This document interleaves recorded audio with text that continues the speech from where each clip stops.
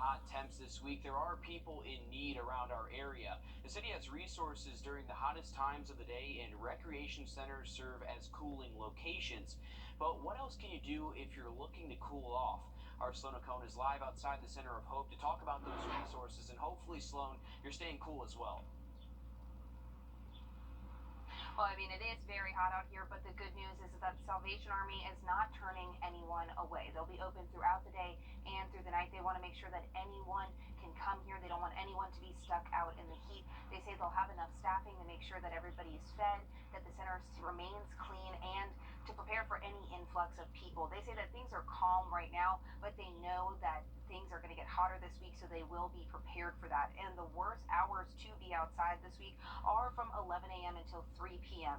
And even though we're just an hour out of the peak, it is still very, very hot out here. So here are some other helpful resources. Key components are making sure you're drinking water and that you're hydrated. It's something cooling centers and places like the Salvation Army say they'll have plenty of. Those can all lead to life-threatening issues, so look out for others and make sure you're listening to your body too. Experts and health officials' biggest concerns this week are your safety, and they say that's not going to change. The biggest thing I would say is that we're talking about this today. The reality is that this is going to be a message throughout this week because the temperatures are going to stay near that triple-digit mark. Again, it's not unusual in Augusta to have such hot temperatures, but for this prolonged period, that's what we're concerned about. And if you need somewhere to go, you can come here to the Center of Hope or to any of the cooling centers open around the city. Coming up tonight on News 12 at 6 o'clock, I'm working on a story with more resources for what you can do to seek out help in the heat. Okay, thanks for that, Sloan. First at 4, a body was found in McDuffie County. We're taking a look outside at I-20. There are 2 overnight lane closures on I-20 scheduled for this week. Crews are working on a concrete wall between the 2-state border in Exit 1. The left lane going eastbound will be closed from 9 p.m. until tomorrow morning. Now, the right lane going westbound on the Augusta Canal Bridge will be closed as well. Construction workers plan to install more concrete beams starting at 8 until Wednesday morning. All lanes are expected to be impacted. Drivers are encouraged to use caution when driving through the work zones this week. Also happening tomorrow, the Applebee Concert Series is back. Their first concert was this past Tuesday, and the series continues through June. That will be at the Branch Library starting at 8. This event is free and open to the public. Tomorrow's performer is Andy Reid. And on Wednesday, the SPCA Albrecht Center in Aiken is having their ribbon-cutting ceremony for their new dog park. The center has been working on the new yard since the end of last summer. They will be letting their shelter dogs check out the new place and a big party open to the community. There will be music, food, drinks, and much more. That all starts at 4 p.m. Well, inflation is not only raising prices, it's actually making things smaller. We take a look at how shrinkflation is impacting you coming up next. Riley? And feel like temperatures well over 100 the next couple of afternoons. We'll talk about some heat advisories and storm chances just after break. Thanks, Riley. The latest data from the Bureau of Labor Statistics shows the price of food shot up over 10% over the past year. And if high prices weren't enough, Trinity Chavez shows us that some of the products we buy are getting smaller.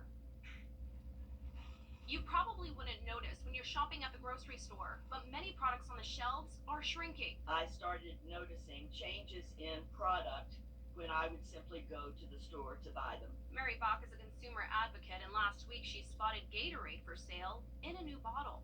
The newer bottle is a little bit slimmer, 32 ounces down to 28 ounces, and they were both exactly the same price. It's called shrinkflation. More and more products with less inside. A small box of Kleenex now has 60 tissues. A few months ago, it was 65. A popular yogurt went from 5.3 to 4.5 ounces, and the Dawn detergent on the right is a half ounce less, but the packaging looks similar to the old one.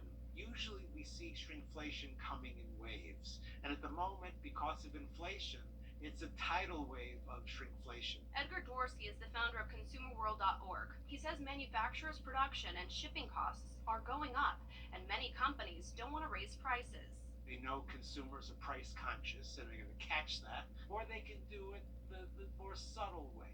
take a little bit out of the product. And some companies are upfront about the changes. Earlier this year, when chicken prices soared, Domino's announced that it would be shrinking the number of chicken wings in its carryout deal from 10 to 8.